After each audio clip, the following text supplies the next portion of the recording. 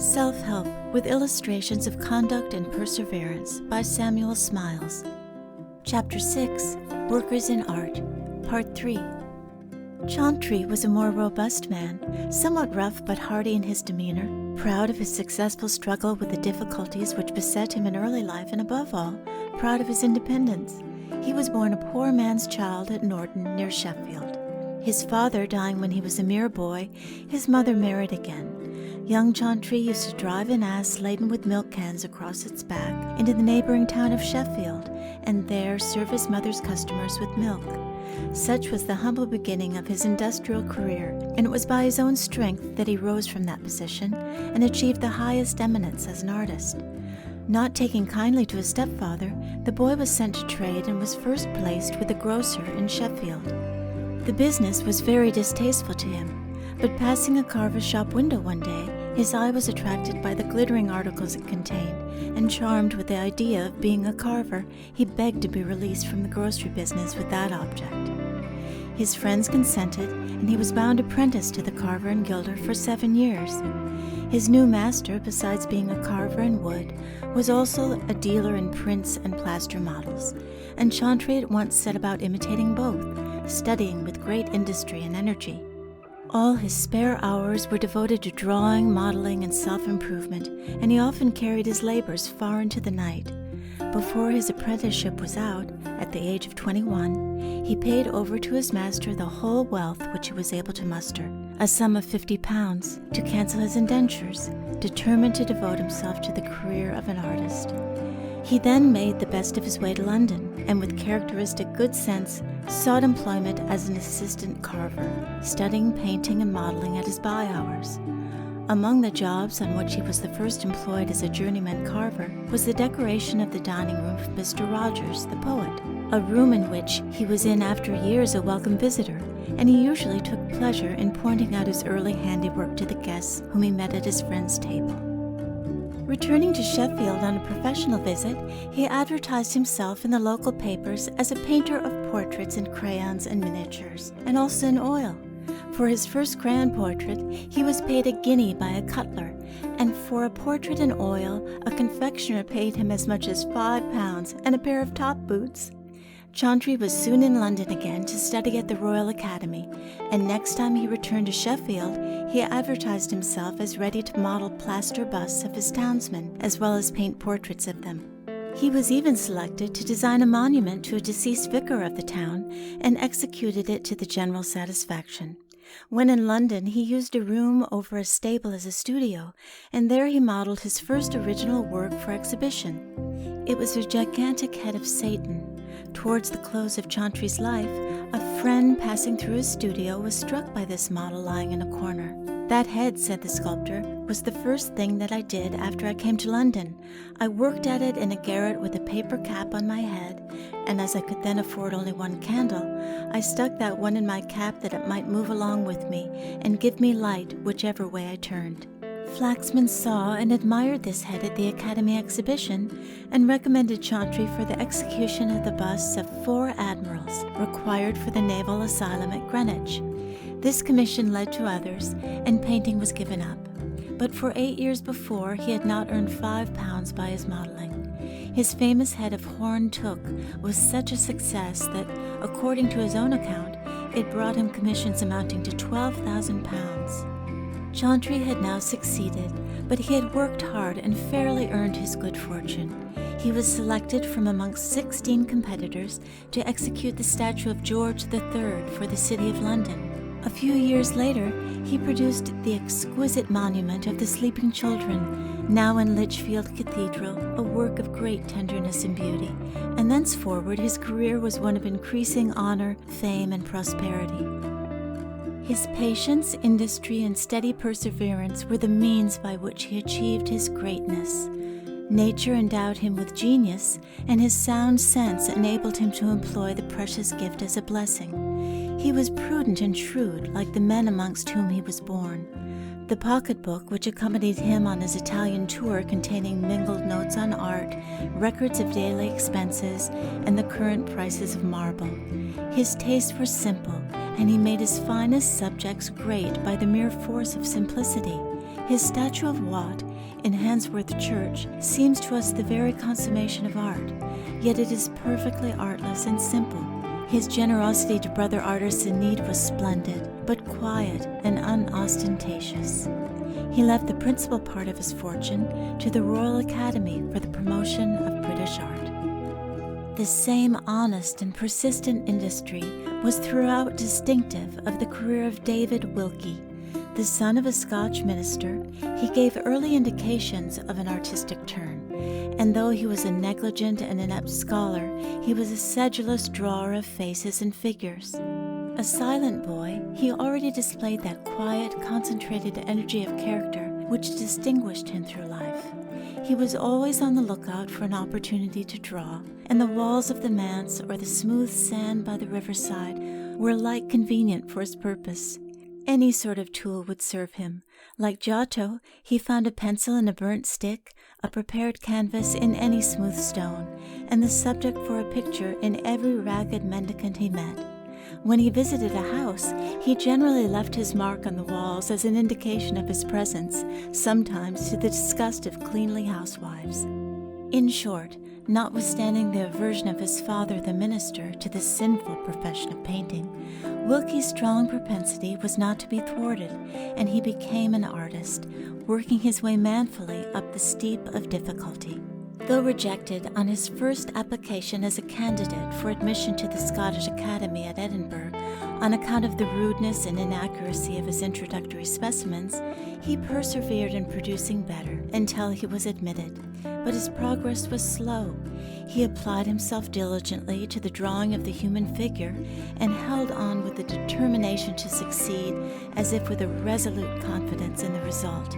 He displayed none of the eccentric humor and fitful application of many youths who conceive themselves geniuses, but kept up the routine of steady application to such an extent that he himself was afterwards accustomed to attribute his success to his dogged perseverance rather than to any higher innate power.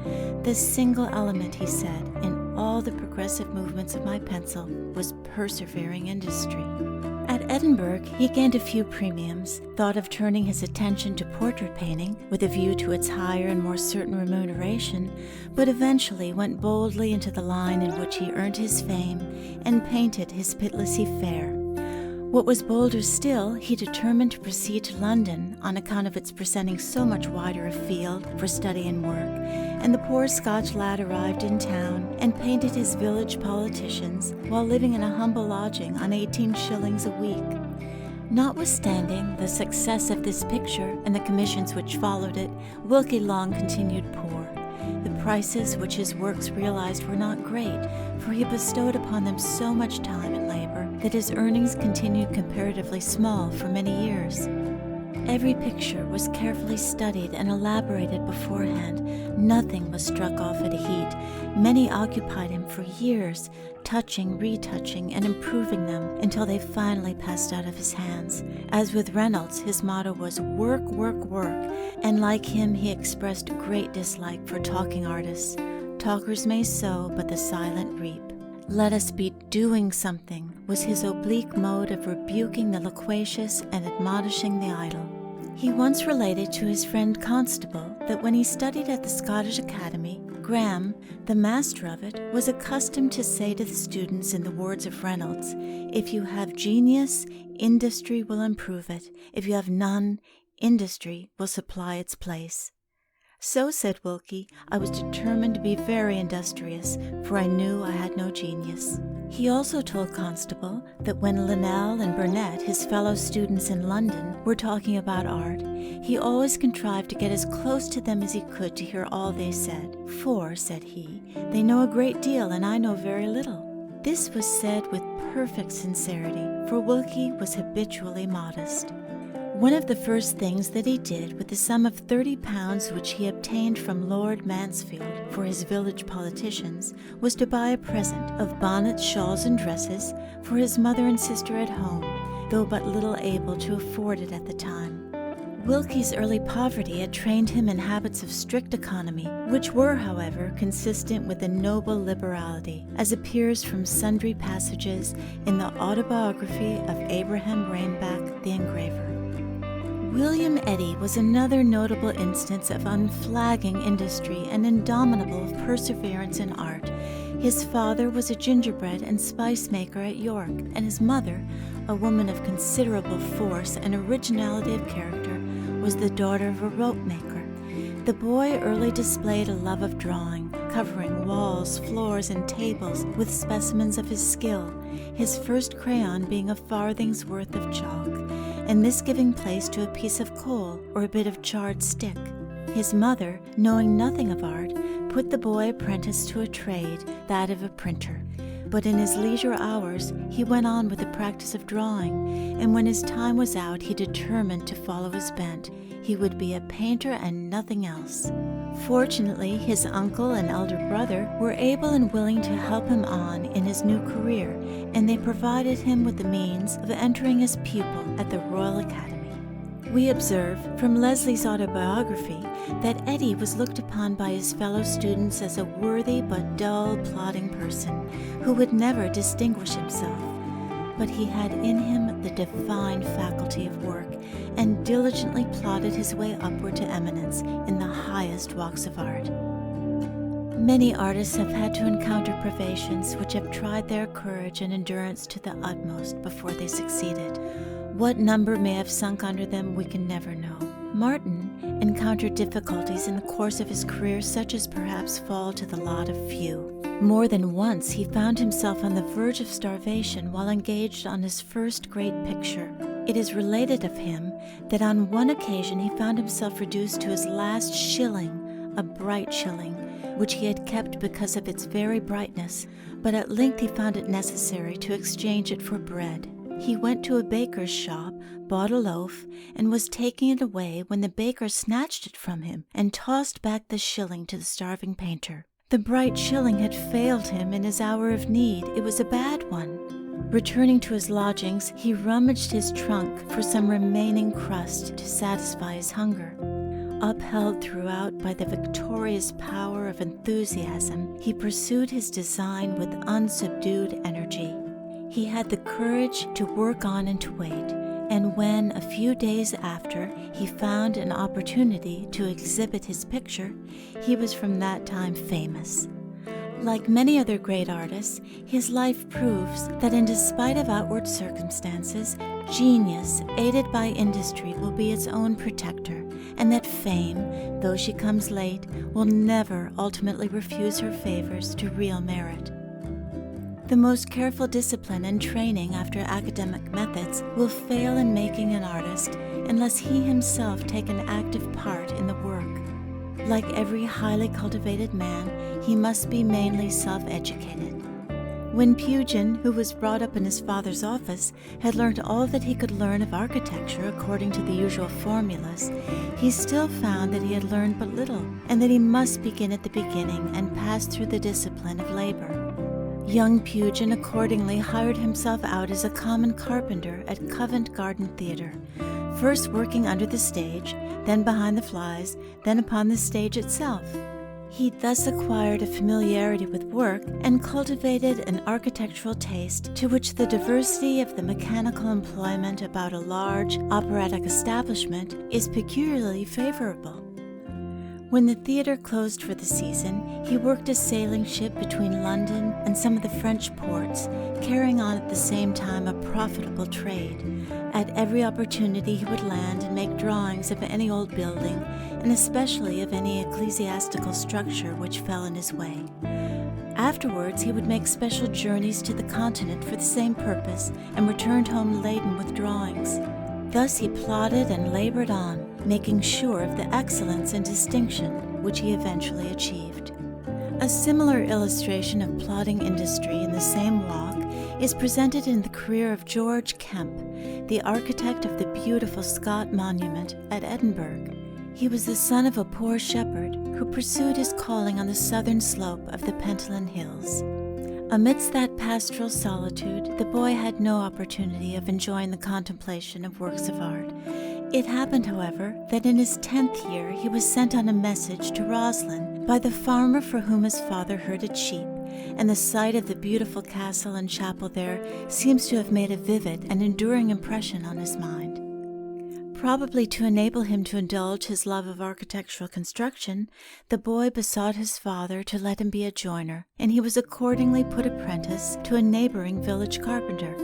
Having served his time, he went to Galashiels to seek work. As he was plodding along the valley of the Tweed with his tools upon his back, a carriage overtook him near Elibank Tower, and the coachman, doubtless at the suggestion of his master, who was seated inside, having asked the youth how far he had to walk, and learning that he was on his way to Galashiels, invited him to mount the box beside him and thus to ride thither. It turned out that the kindly gentleman inside was no other than Sir Walter Scott, then travelling on his official duty as Sheriff of Selkirkshire. Whilst working at Galashiels, Kemp had frequent opportunities of visiting Melrose, Dryburgh, and Jedburgh Abbeys, which he studied carefully. Inspired by his love of architecture, he worked his way as a carpenter over the greater part of the north of England, never omitting an opportunity of inspecting and making sketches of any fine Gothic building. On one occasion, when working in Lancashire, he walked 50 miles to York, spent a week in carefully examining Minster, and returned in like manner on foot. We next find him in Glasgow, where he remained 4 years, studying the fine cathedral there during his spare time. He returned to England again, this time working his way further south, studying Canterbury, Winchester, Tintern, and other well-known structures.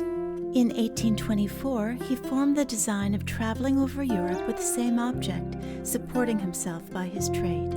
Reaching Boulogne, he proceeded by Abbeville and Beauvais to Paris, spending a few weeks making drawings and studies at each place. His skill as a mechanic, and especially his knowledge of millwork, readily secured him employment wherever he went, and he usually chose the site of his employment in the neighborhood of some fine old Gothic structure, in studying which he occupied his leisure. After a year's working, travel, and study abroad, he returned to Scotland. He continued his studies and became proficient in drawing and perspective. Melrose was his favorite ruin, and he produced several elaborate drawings of the building, one of which, exhibiting it in a restored state, was afterwards engraved. He also obtained employment as a modeler of architectural designs and made drawings for a work begun by an Edinburgh engraver after the plan of Breton's Cathedral Antiquities. This was a task congenial to his tastes, and he labored at it with an enthusiasm which ensured its rapid advance, walking on foot for the purpose over half Scotland, and living as an ordinary mechanic, whilst executing drawings which would have done credit to the best masters in the art. The projector of the work having died suddenly, the publication was however stopped, and Kemp sought other employment. Few knew of the genius of this man, for he was exceedingly taciturn and habitually modest. When the committee of the Scott Monument offered a prize for the best design, the competitors were numerous, including some of the greatest names in classical architecture. But the design unanimously selected was that of George Kemp, who was working at Kilwinning Abbey in Ayrshire, many miles off, when the letter reached him intimating the decision of the committee. Poor Kemp!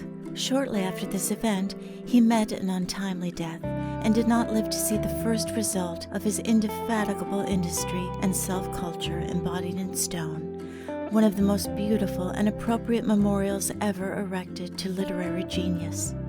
John Gibson was another artist full of a genuine enthusiasm and love for his art, which placed him high above those sordid temptations which urge meaner natures to make time the measure of profit. He was born at Griffin near Conway in North Wales, the son of a gardener. He early showed indications of his talent by the carvings in wood which he made by means of a common pocket knife, and his father, noting the direction of his talent, sent him to Liverpool and bound him apprentice to a cabinet maker and wood carver. He rapidly improved at his trade, and some of his carvings were much admired. He was thus naturally led to sculpture, and when 18 years old he modeled a small figure of Time in wax, which attracted considerable notice. The Messieurs Francis, sculptors of Liverpool, having purchased the boy's indentures, took him as their apprentice for 6 years, during which his genius displayed itself in many original works. From thence he proceeded to London, and afterwards to Rome, and his fame became European. Robert Thorburn, the Royal Academician, like John Gibson, was born of poor parents. His father was a shoemaker at Dumfries. Besides Robert, there were two other sons, one of whom is a skillful carver in wood. One day a lady called at the shoemaker's and found Robert, then a mere boy, engaged in drawing upon a stool which served him for a table. She examined his work and, observing his abilities, interested herself in obtaining for him some employment in drawing, and enlisted in his behalf the services of others who could assist him in prosecuting the study of art. The boy was diligent, painstaking, staid, and silent, mixing little with his companions, and forming but few intimacies.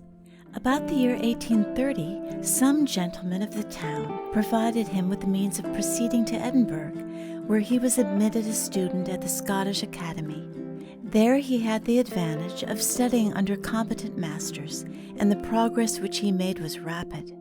From Edinburgh he removed to London, where we understand he had the advantage of being introduced to notice under the patronage of the Duke of Buccleuch. We need scarcely say, however, that of whatever use patronage may have been to Thorburn in giving him an introduction to the best circles, patronage of no kind could have made him the great artist that he unquestionably is, without native genius and diligent application. Noel Paton, the well-known painter, began his artistic career at Dunfermline and Paisley as a drawer of patterns for tablecloths in muslin embroidered by hand, meanwhile working diligently at higher subjects, including the drawing of the human figure. He was, like Turner, ready to turn his hand to any kind of work, and in 1840, when a mere youth, we find him engaged, among his other labors, in illustrating the Renfrewshire Annual. He worked his way step by step, slowly yet surely, but he remained unknown until the exhibition of the prize cartoons painted for the Houses of Parliament, when his picture of the Spirit of Religion, for which he obtained one of the first prizes, revealed him to the world as a genuine artist. And the works which he has since exhibited, such as the Reconciliation of Oberon and Titania, Home, and the Bloody Tryst, have shown a steady advance in artistic power and culture. End of section 16.